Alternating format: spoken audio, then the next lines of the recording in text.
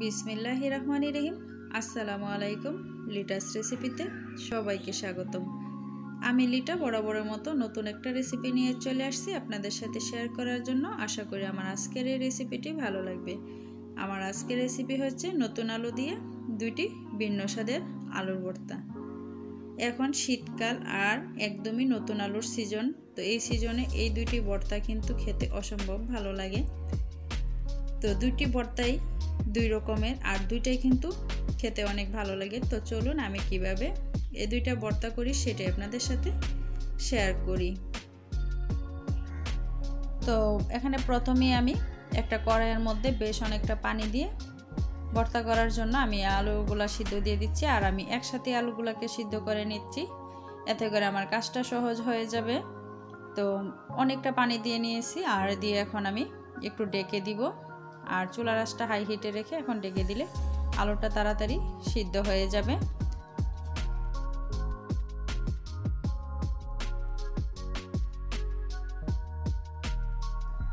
তো আলুটা আমার সিদ্ধ হয়ে গেছে, এখন আমি নামিয়ে একটু ঠান্ডা করে নিব।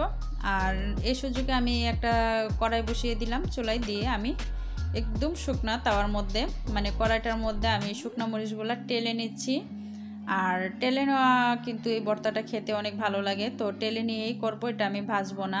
তো সেজন্য একদম তেল ছাড়াই আমি চুলার আঁচটা একদম লতে করে আমি মরিচগুলোকে টেলে নিচ্ছি। তো আমার মরিচগুলো টালা হয়ে গেছে। আর এটা ছাড়াও আপনারা সরাসরি আগুনের মধ্যে দিয়ে করে নিতে পারেন, তো সেটাতে আসলে অনেকটা স্মেল হয়, যেটা কিনা আমাদের কাশি তৈরি হয়। তো সেজন্য আমি এইভাবে টেলে নিয়েছি। তো এই কড়াইয়ে আমি দিয়ে দিলাম সামান্য পরিমাণ হচ্ছে সরিষার তেল। এখন আমি দিয়ে দিচ্ছি দুইটা মিডিয়াম সাইজের পেঁয়াজ কুচি। এখন পেঁয়াজটাকে আমি একটু বেরেস্তা করে নিব। একটা আলু ভর্তা আমি করে নিব হচ্ছে পেঁয়াজটা বেরেস্তা করে। এই ভর্তাটা কিন্তু অসম্ভব ভালো লাগে খেতে, সেটা গরম ভাত এবং পান্তা ভাত যে কোনো সাথেই খাওয়া যায়, এমনকি খিচুড়ির সাথেও অনেক ভালো লাগে। তো বেরেস্তাটা আমার তৈরি হয়ে গেছে, আর এদিকে আমি চলে আসছি ভর্তা করার জন্য। তো এই ভর্তাটা আমি ভেজে নিয়ে বেরেস্তাটা দিয়ে করব। তো আমি এখন নিয়ে নিলাম কয়েকটা আলু। আপনারা এখানে আলুটা কমিয়ে এবং বাড়িয়ে দিতে পারেন যার যতটুকু প্রয়োজন।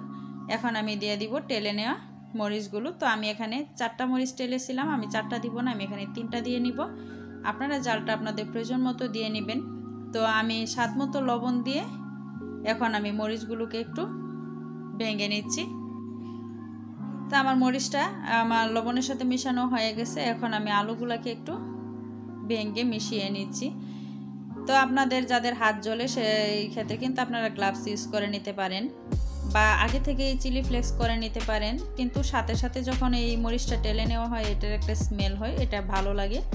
তো তারপরে আমি এখন দিয়ে দিচ্ছি ভেজে রাখা বেরেস্তাগুলো। তো বেরেস্তাটা দিয়ে এখন আমি ভালো করে মিশিয়ে নিব। একদমই ইজি এবং খেতে অসম্ভব ভালো লাগে। আর আলু সিদ্ধ ভাত হলে কিন্তু আর আসলে কোনো কথা থাকে না। তো আমার বাচ্চারা কিন্তু খুবই পছন্দ করে এই বেরেস্তা দিয়ে এই আলু ভর্তাটা, আর বিশেষ করে নতুন আলুর ভর্তা তো খেতে অনেক ভালো লাগে। তা আমার ভর্তাটা কিন্তু রেডি হয়ে গেল, একদম সহজ ওয়েতে আমি করে নিয়েছি। তো এখন আমি এটা এক পাশ করে রেখে আমি আরেকটা আলু ভর্তা করে নিচ্ছি।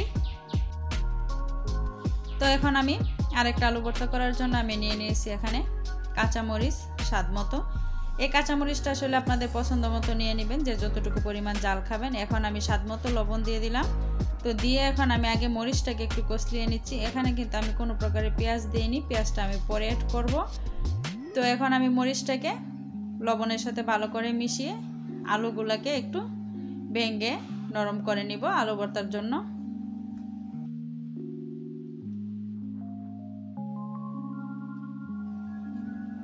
তো এখানে আমি সবগুলো আলু ভেঙে মরিচ এবং লবণের সাথে ভালো করে মিশিয়ে নিয়েছি।